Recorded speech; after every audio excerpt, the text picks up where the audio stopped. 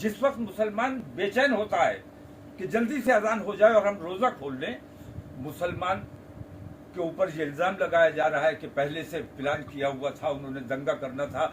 मुसलमान अगर प्लान किए हुए होता तो कुछ हथियार होते उसके पास। पत्थर फेंकना मजबूरी है। जब हम पर हमला आवर होगे तो अपनी हिफाजत के लिए, अपनी मस्जिद की हिफाजत के लिए हमें कुछ ना कुछ तो करना पड़ेगा। मैं आम हिंदू के ऊपर इस बात को रखना चाहता हूं, और आम हिंदू अपने दिल में, अगर वाकई तुम अपने भगवान में आस्था रखते हो, राम में आस्था रखते हो, हनुमान में आस्था रखते हो, हम तो हनुमान बराह रास्त कहते भी नहीं, मर्यादा पुरुषोत्तम के साथ हम हमेशा राम का नाम लेते हैं, जो आम हिंदू भी कभी नहीं करता है ये काम। मैं कहता हूं कि हनुमान जी, हनुमान चालीसा पढ़िए। अपने रब को राजी करना और अल्लाह को गाली देने का मतलब यह है कि मुसलमान को तकलीफ पहुंचाना, लेकिन वो जो अल्लाह को गाली दे रहा है वो मुसलमान को नुकसान नहीं पहुंचा रहा है, मुसलमान का दिल नहीं दुखा रहा है, बल्कि उससे ज्यादा वो अपने पैदा करने वाले, अपने मालिक, सर्वोपरि शक्ति को वो गाली दे रहा है। और वो जब, मेरा खुदा तो सबका है, पैदा करने वाला सबका है, तो वो अपने पैदा करने वाले को, वो ये समझ रहा है कि हम मुसलमान के भगवान को गाली दे रहे हैं, लेकिन सच्चाई ये है कि वो अपने पैदा करने वाले को गाली दे रहा है।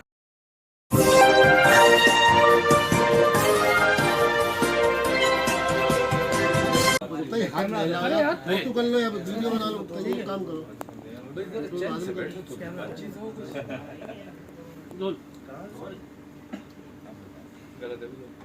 आज आप लोगों को जानने का मकसद ये है, हिंदुस्तान का माहौल जिसका बना दिया गया है, और अब कल से रमज़ान शरीफ का आखिरी अशरा शुरू हो जाएगा, और इस बार ईद में अक्षय तृतीया भी शायद उसी दिन है। तो हिंदू मुस्लिम दोनों त्यौहार एक साथ पड़ रहे हैं, ये बहुत अच्छी बात है, खुशी की बात है, अच्छा इसे समझा जाना चाहिए। लेकिन जिस किस्म का हिंदुस्तान में इस वक्त माहौल है, उसको देखते हुए ऐसा लगता है कि फिरका परस्त ताकतें या कुछ अलगाववाद में यकीन रखने वाले और एकता और भाईचारे को तोड़ने की कोशिश करने वालों को इससे मौका मिल जाए और वो हमारे मुल्क का और हमारे शहर का माहौल खराब करने में कामयाब हो जाए। इसलिए मैं तमाम लोगों से अपील करता हूँ कि अपने मजहब के मुताबिक, अपनी आस्था के मुताबिक अपने अपने मजहबी जो कार्य हैं उनको अंजाम दें। एक दूसरे पर छीटाकशी नहीं होनी चाहिए, और हमारी तरफ से तो हमेशा अल्हम्दुलिल्लाह एकता और भाईचारे का पैगाम दिया गया है। मुट्ठी भर वो लोग हैं जिनके दिलों में नफरतों ने घर कर लिया है, और मैं आज ये महसूस करता हूँ कि हुक्मरान जमात और आरएसएस, इन लोगों ने जो नफरतें फैलाई अपने ज़ाती फ़ायदे के लिए, आज जो लोग बहक गए हैं, जो लोग भटक गए हैं और नफरतें जिनके दिलों में घर कर चुकी हैं, वो अब मैं महसूस करता हूँ कि हुकूमत के और अपने आकाओं के कंट्रोल में भी नहीं रहे हैं, और इसी वजह से इस किस्म की घटनाएं हो रही हैं। लेकिन उत्तर प्रदेश में अभी मुख्यमंत्री का जो बयान आया है वो काफ़ी स्वागत करने के लायक है, और उन्होंने है, मैं उसकी तारीफ़ करता हूँ, और मैं उम्मीद करता हूँ कि कम से कम हमारे उत्तर प्रदेश का माहौल दुरुस्त रहेगा, और इस किस्म की शक्तियाँ जो शर उठाने की कोशिश कर रही हैं उन पर इस आदेश से लगाम लगेगी। सवाल इस बात का है, आम हिंदू तक मैं आप लोगों के जरिए अपना ये पैगाम पहुंचाना चाहता हूं कि मर्यादा पुरुषोत्तम राम के मानने वाले रामचरितमानस का पाठ होना चाहिए। हनुमान जी के मानने वाले ज्ञान गुण सागर हनुमान चालीसा का पाठ होना चाहिए। हर हिंदू की जिम्मेदारी है, उसे करना चाहिए। हम इसका बुरा नहीं मानते हैं। अपने जिसमें आपकी आस्था है उसको खुश करने के लिए हनुमान चालीसा इसलिए पढ़ते हैं ताकि हनुमान जी को राजी किया जाए, आपकी मुश्किलें दूर हो, परेशानियां दूर हो। लेकिन मैं आम हिंदू से ये पूछता हूँ कि हनुमान चालीसा कोई अपनी आत्मा की शांति के लिए, मन की शांति के लिए अगर पढ़ता है तो बहुत अच्छी बात है, उसे पढ़ना चाहिए। लेकिन अगर उसकी नीयत यह है कि हम दूसरों को दुख पहुंचाने के लिए, दूसरों की अजान में खलल डालने के लिए या दूसरों की नमाज में खलल डालने के लिए इस किस्म का कार्य कर रहे हैं, तो इससे क्या हनुमान जी खुश होंगे? तो इस किस्म का कार्य जो करते हैं, आम हिंदू की जिम्मेदारी है कि उन लोगों के खिलाफ अगर उन्होंने आवाज नहीं उठाई और वो खामोश रहे तो इस मुल्क में हालात बद से बदतर हो जाएंगे। जो हम चाहते हैं कि किसी भी सूरत में हिंदू मुस्लिम में जैसे 36 का आंकड़ा बना दिया गया है, एक दूसरे से पीट कर ली है दोनों ने, इस आंकड़े को बड़ा बनाया जा सकता है अगर आम हिंदू इसके खिलाफ खड़ा हो और इसके खिलाफ आवाज उठाए कि हनुमान चालीसा पढ़िए, हनुमान चालीसा का जाप कीजिए, गायत्री मंत्र का जाप कीजिए, पूजा कीजिए, प्रार्थना कीजिए, वंदना कीजिए। इसमें किसी को कहीं कोई ऐतराज नहीं है। लेकिन दूसरों के धर्म से छेड़छाड़ या उनको सताने के लिए अगर इस किस्म का काम किया जा रहा है तो इसकी जितनी निंदा, जितनी भर्त्सना की जाए वो कम है। तो आम हिंदू अगर कोशिश करेगा तो मैं ये समझता हूँ ये जो 36 का आंकड़ा बन गया है, इससे मुसलमान बेचैन होता है कि जल्दी से अजान हो जाए और हम रोजा खोल लें। मुसलमान के ऊपर ये इल्जाम लगाया जा रहा है कि पहले से प्लान किया हुआ था, उन्होंने दंगा करना था। मुसलमान अगर प्लान किए हुए होता तो कुछ हथियार होते उसके पास। पत्थर फेंकना मजबूरी है। जब हम पर हमला आवर होगे तो अपनी हिफाजत के लिए, अपनी मस्जिद की हिफाजत के लिए हमें कुछ ना कुछ तो करना पड़ेगा। मैं आम हिंदू के ऊपर इस बात को रखना चाहता हूं और आम हिंदू अपने दिल में, अगर वाकई तुम अपने भगवान में आस्था रखते हो, राम में आस्था रखते हो, हनुमान में आस्था रखते हो, हम तो हनुमान बराह रास्त कहते भी नहीं, मर्यादा पुरुषोत्तम के साथ हम हमेशा राम का नाम लेते हैं, जो आम हिंदू भी कभी नहीं करता है ये काम। मैं कहता हूं कि हनुमान जी, हनुमान चालीसा पढ़िए। अपने रब को राजी करना और अल्लाह को गाली देने का मतलब यह है कि मुसलमान को तकलीफ पहुंचाना। लेकिन वो जो अल्लाह को गाली दे रहा है वो मुसलमान को नुकसान नहीं पहुंचा रहा है, मुसलमान का दिल नहीं दुखा रहा है, बल्कि उससे ज्यादा वो अपने पैदा करने वाले, अपने मालिक, सर्वोपरि शक्ति को वो गाली दे रहा है। और वो जब, मेरा खुदा तो सबका है, पैदा करने वाला सबका है, तो वो अपने पैदा करने वाले को, वो ये समझ रहा है कि हम मुसलमान के भगवान को गाली दे रहे हैं, लेकिन सच्चाई ये है कि वो अपने पैदा करने वाले को गाली दे रहा है। और अपने पैदा करने वाले को जो गाली दे रहा है वो ना अपने देश का हो सकता है, ना वो अपने धर्म का हो सकता है। ऐसे अधर्मियों के खिलाफ हुकूमत को सख्त एक्शन लेना चाहिए। अभी ईद के 10 दिन बाकी हैं।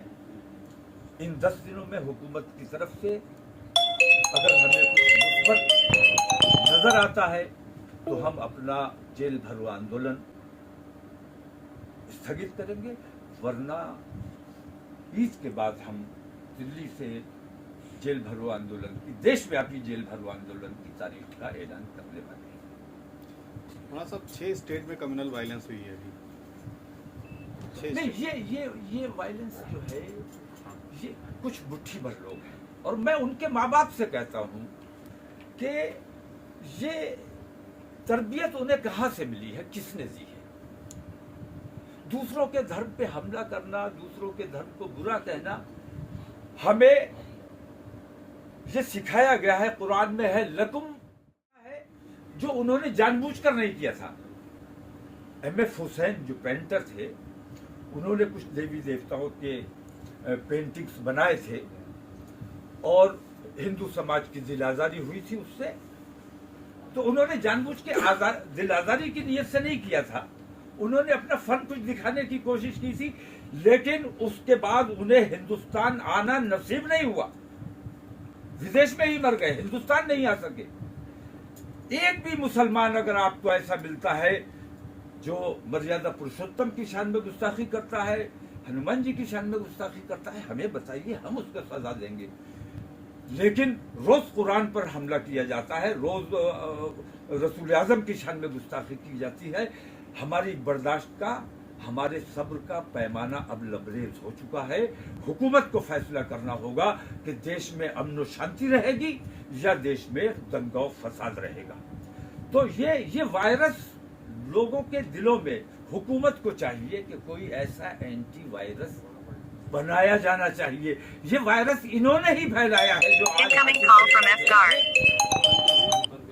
इन्होंने जो वायरस फैलाया है। मैं समझता हूं कि आदित्य योगी नाथ का जो अभी ताजा बयान आया है, मैं उसका स्वागत करता हूं और मैं ये समझता हूं कि कम से कम उत्तर प्रदेश में तो वो एंटी वायरस का काम कर रहा है।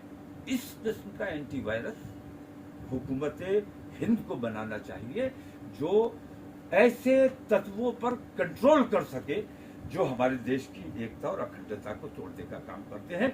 वरना फिर हिंदुस्तान को फैसला करना चाहिए कि हिंदू मुस्लिम साथ साथ रहेंगे या अलग अलग रहेंगे। अलग अलग रहेंगे तो दो सगे भाइयों में दीवारें उठाई जाती हैं।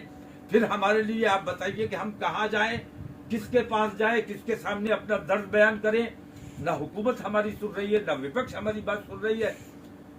हमें कोई जगह दे तो हम वहां चले जाते हैं, या हमारे साथ प्यार मोहब्बत का और इंसानियत का सलूक हमारे साथ रखो, जैसे हम तुम्हारे साथ मोहब्बत का सलूक रखते हैं। यही हमारा भी हक है। हम भी इंसान हैं, आप भी इंसान हैं। इंसानों को इंसानियत के साथ रहना चाहिए। ये जानवरों का तरीका है। मैं देखता हूं कि आज तो बिल्कुल स्टोन एज, पत्थर युग आ गया है वापस। जिसकी लाठी उसी की भैंस। तलवारें और असलहा और तमंचे लेकर मस्जिद के सामने नारेबाजी की जाती है, उन पर कार्रवाई नहीं होती है। लेकिन मस्जिद में जो रोजा अफ्तार के लिए इंतजार में अजान के बैठे हुए हैं जाएंगे, ये अन्याय है। तो इस किस्म के अन्याय हिंदू समाज से मैं खास तौर से अपील करता हूं कि इंसानियत का तरीका इख्तियार कीजिए। मजहब के नाम पर अगर तुम्हारे मजहब में कहीं ये आया है कि मुसलमानों को सताना, मुसलमानों के धर्म पे हमला करना, मुसलमानों को मारना, ये सवाब का काम है, तो तुम यकीनन करो, जरूर करो। लेकिन अगर तुम्हारे धर्म में ये नहीं आया है तो फिर कौन से धर्म को मानने वाले हो तुम? अपने धर्म की मान्यता, अपने धर्म में, तुम्हारे धर्म में क्या जरूरी है उस पर गौर करो। अगर मुसलमानों से लड़ाई तुम्हारे धर्म में जरूरी है, लड़ो, हम लड़ने को तैयार हैं, हम पिटने को तैयार हैं, कत्ल होने को तैयार हैं। लेकिन हिंदू को खास तौर से ये तय करना चाहिए कि हिंदुत्व उन्हें किस चीज की तालीम देता है, उनका धर्म उन्हें किस चीज की तालीम देता है। तो पेरेंट्स को मैं अपील करता हूं कि अपने बच्चों को सच्चा हिंदू, अच्छा हिंदू बनाने की कोशिश करो। आतंकवादी और दंगाई बनने से अपने बच्चों को किसी सूरत से रोक लो, क्योंकि आतंकवाद होगा, दंगा फसाद होगा तो दोनों तरफ तकलीफ और परेशानी होगी, दोनों तरफ का नुकसान होगा, जानो माल का नुकसान होगा। ये जानो माल, और मैं बुलडोजर वालों से भी ये बात कहता हूं कि बड़े बड़े आतंकवादी मैंने देखे जिनका जुर्म साबित हो गया, आतंकवाद उनका साबित हो गया, उनकी संपत्तियां कुर्क की गई, संपत्तियां जब्त की गई, उनकी संपत्तियां नीलाम की गई, क्योंकि वो उनकी संपत्ति नहीं थी, वो देश की संपत्ति थी। और आज भी किसी भी अपराधी के घर अदालत का काम है सजा देना, फैसला करना। बुलडोजर वाले ये फैसला नहीं कर सकते। बुलडोजर जो चलता है तो वो देश का नुकसान करता है, देश की संपत्ति को तोड़ने का काम करता है। किसी ने अपराध किया है, उसके घर ने अपराध नहीं किया है, किसी ने अपराध किया है उसे सजा मिलनी चाहिए। उसके घर को तोड़कर उसके घर की क्या खता है? तो किसी के घर पे बुलडोजर चलाने का मतलब यह है कि आप अपने देश पर बुलडोजर चला रहे हैं, और जो देश पर बुलडोजर चला रहा है वो देशद्रोही है और कानून अपने हाथ में ले रहा है, कानून शिकनी कर रहा है, और कानून के खिलाफ जो काम कर रहा है उसके खिलाफ तमाम हिंदू मुसलमानों को मुत्तहिद होकर खड़ा होना चाहिए। इन्हीं अल्फाज के साथ मैं अपनी बात खत्म करता हूँ। कहीं और कोई सवाल बाकी रह गया हो? कार्रवाई का अमल जारी रखा और तासुब और नफरत, सबका विकास और सबका साथ कहने भर की बात है, वरना सच्ची बात यह है कि ये एक नारा भर है, असल में इस पर अमल नहीं हो रहा है। इसलिए मैं हुकूमत से मांग ये करता हूँ कि अभी 10 दिन हैं, इन 10 दिनों में अपना तरीक़ाकार दुरुस्त कर ले, वरना हम दिल्ली से इंशाल्लाह ये ऐलान होगा ईद के बाद कि हम देशव्यापी जेल भरो आंदोलन इंशाल्लाह, और उसमें हिंदू मुस्लिम तमाम लोग शामिल होंगे जो अपने देश से प्यार करते हैं।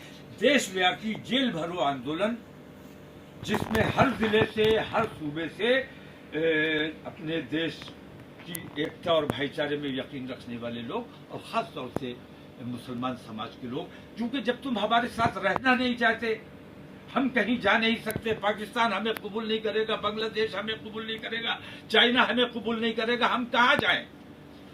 हुकूमत हमारी बात सुनेगी नहीं, हमारी बात मानेगी नहीं। कोर्ट में हमें इंसाफ की अब उम्मीद नहीं रही। कोर्ट से जिस किस्म के फैसले आ रहे हैं, मैं देख रहा हूं कि कोर्ट को नजरअंदाज कर दिया गया है। जुर्म किया है, ऑन द स्पॉट फैसला हो रहा है। किसी पर इल्जाम लगाया गया, मुजरिम में और मुलजिम में अंतर होता है, आरोपी और अपराधी में अंतर होता है। तो आरोपी के घर पे बुलडोजर चला देना ये अन्याय है। इस किस्म के अन्याय अगर इस हुकूमत में होते रहे तो इस देशव्यापी जेल भरो आंदोलन को रोकना हुकूमत के बस की बात नहीं। और जिस दिन मुसलमान सड़कों पर आएगा उस दिन फिर किसी के कब्जे में नहीं आने वाला है, ये समझ लिया जाए। तो मैं हुकूमत को चेतावनी देता हूं, खास तौर से नरेंद्र मोदी सरकार को मैं चेता देना चाहता हूं कि अगर उन्होंने अपने इस तरीक़ेकार को फौरी तौर पर दुरुस्त नहीं किया और उनकी खामोशी, तुम सबके प्रधानमंत्री हो, तुम्हारे मुल्क में इस किस्म की बेईमानी हो रही है और तुम खामोश हो, मूक दर्शक बने हुए, अंधे और बहरे बने हुए, ऐसा लगता है तुम महाभारत के धृतराष्ट्र हो। क्या नाम था उनका, वो जो अंधे महाभारत में थे, यही थे। तो धृतराष्ट्र की वजह से ही अगर धृतराष्ट्र अंधे और बहरे न बने रहे होते और वो तमाम बेईमानी न देखते रहे होते तो महाभारत न हुई होती। और मैं चेता देना चाहता हूं कि अगर उन्होंने अपने इस तरीक़ेकार को फौरी तौर पर दुरुस्त नहीं किया और उनकी खामोशी, तुम सबके प्रधानमंत्री हो, तुम्हारे मुल्क में इस किस्म की बेईमानी हो रही है और तुम खामोश हो, मूक दर्शक बने हुए, अंधे और बहरे बने हुए, ऐसा लगता है तुम महाभारत के धृतराष्ट्र हो। क्या नाम था उनका, वो जो अंधे महाभारत में थे, यही थे। तो धृतराष्ट्र की वजह से ही अगर धृतराष्ट्र अंधे और बहरे न बने रहे होते और वो तमाम बेईमानी न देखते रहे होते तो महाभारत न हुई होती। और अगर नरेंद्र मोदी धृतराष्ट्र की भूमिका से बाहर नहीं आए तो हिंदुस्तान में भी महाभारत होने से कोई बचा नहीं सकता, क्योंकि आतंकवादियों के हौसले बहुत बुलंद हैं और पुलिस और प्रशासन और हुकूमत का सहयोग उनको बराबर मिल रहा है। ये देश के लिए बहुत घातक और बहुत खतरनाक बात है। खास तौर से मैं विपक्ष के बारे में कहना चाहूंगा,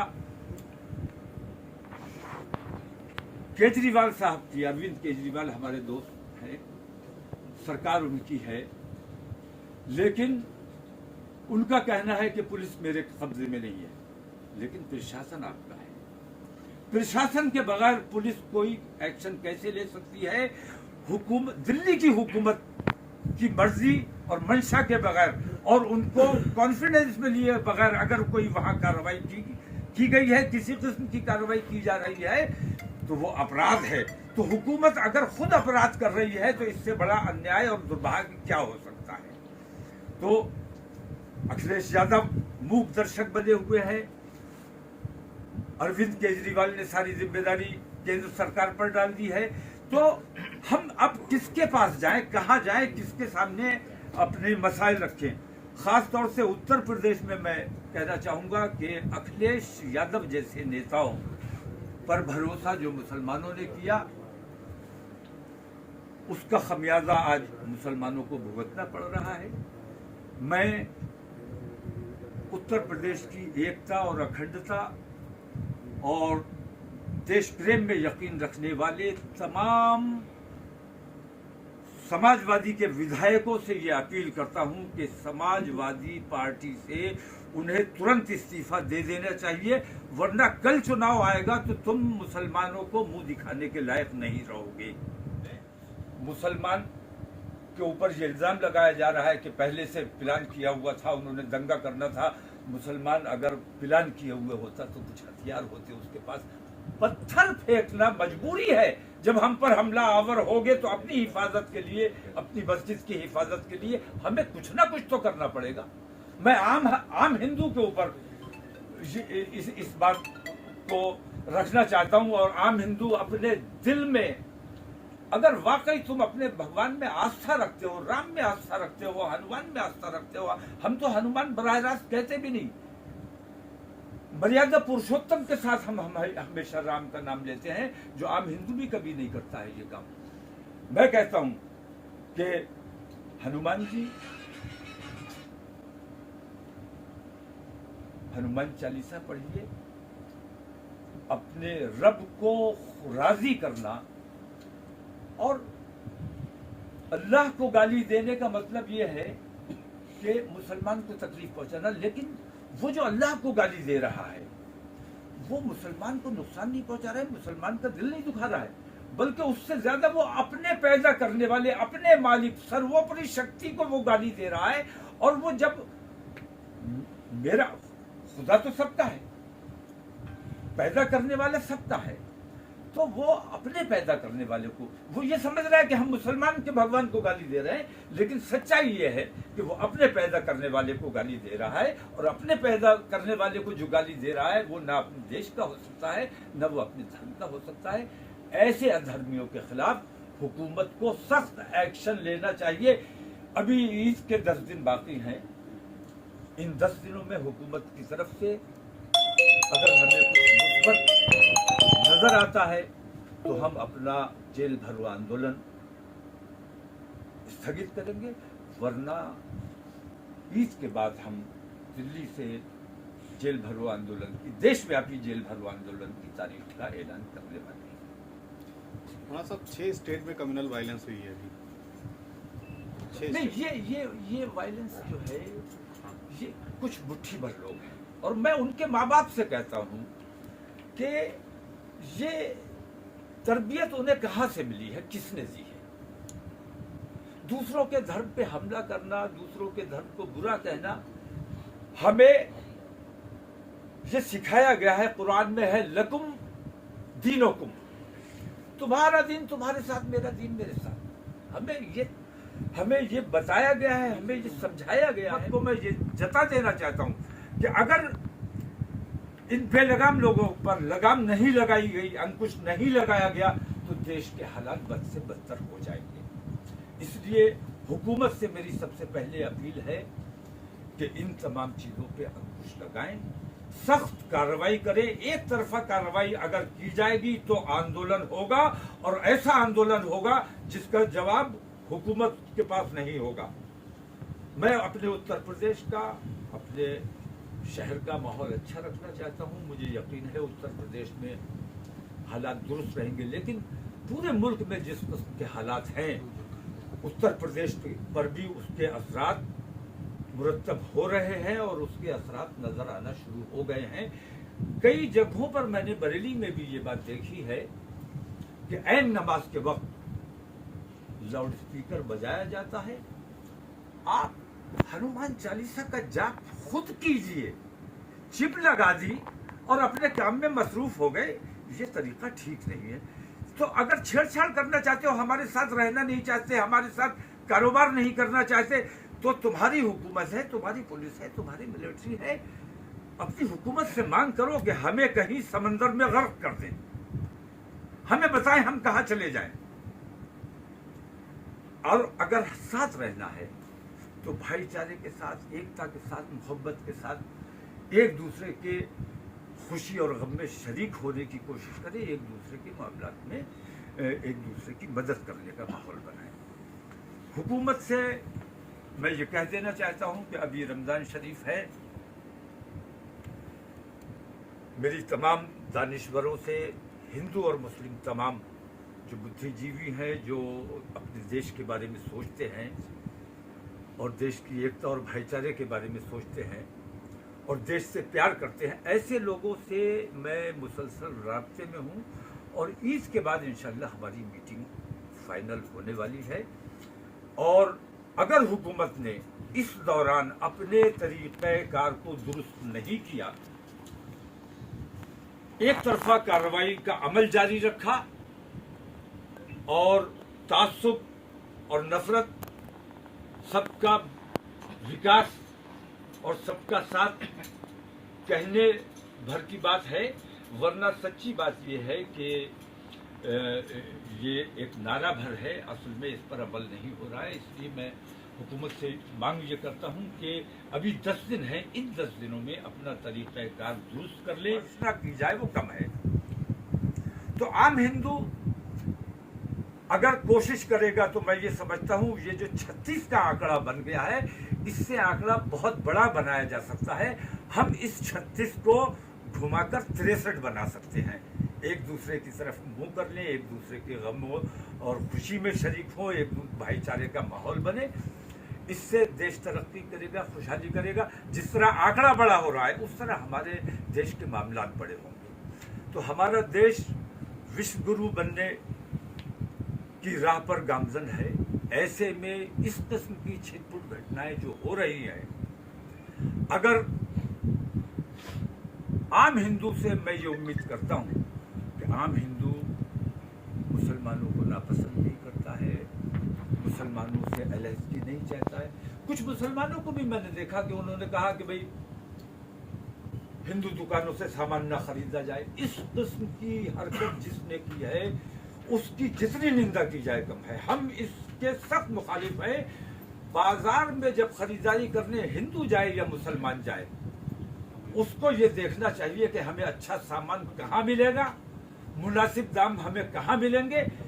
हिंदू की दुकान हो या मुसलमान की दुकान हो, जहाँ सामान अच्छा मिले, जहाँ मुनासिब दाम में सौदा मिले, वहाँ से खरीदारी करनी चाहिए। हिंदू मुसलमान का इसमें तासुब नहीं करना चाहिए। तो इस किस्म के मामला मैं देख रहा हूँ कि हिंदू करे या मुसलमान करे, ये देश को नुकसान पहुँचाने का काम हो रहा है। और ख़ास तौर से मैं बुलडोज़र पे ये कहना चाहूँगा कि हुकूमत लॉ एंड ऑर्डर जिसकी जिम्मेदारी है अमल कराने की, हुकूमत खुद ही आइन शिकली का काम कर रही है। हुकूमत कानून अपने हाथ में ले रही है। हुकूमत अदालतों का काम बुलडोजर से ले रही है। अगर कोई अपराधी है, मैंने देखा है बहुत सी जगहों पे ज्वाइंट फैमिलीज होती हैं, उन ज्वाइंट फैमिलीज में आपस में ताल्लुकात भी कशीदा होते हैं, लेकिन उस घर का रहने वाला कोई लड़का कहीं ऊंच नीच करके आए, वो हिंदू हो या मुसलमान हो, उसके घर पर अगर उस जुर्म की वजह से बुलडोजर चलाया जाता है, तो घर में बाकी रहने वालों का क्या जुर्म है, उनको किस बात की सजा मिल रही है। तो इस किस्म की हरकतें जो लोग करते, और हुकूमत जिस तरह इन आतंकवादियों, इन देशद्रोहियों को बढ़ावा दे रही है, एक तरफा कार्रवाई करने की कोशिश कर रही है, इस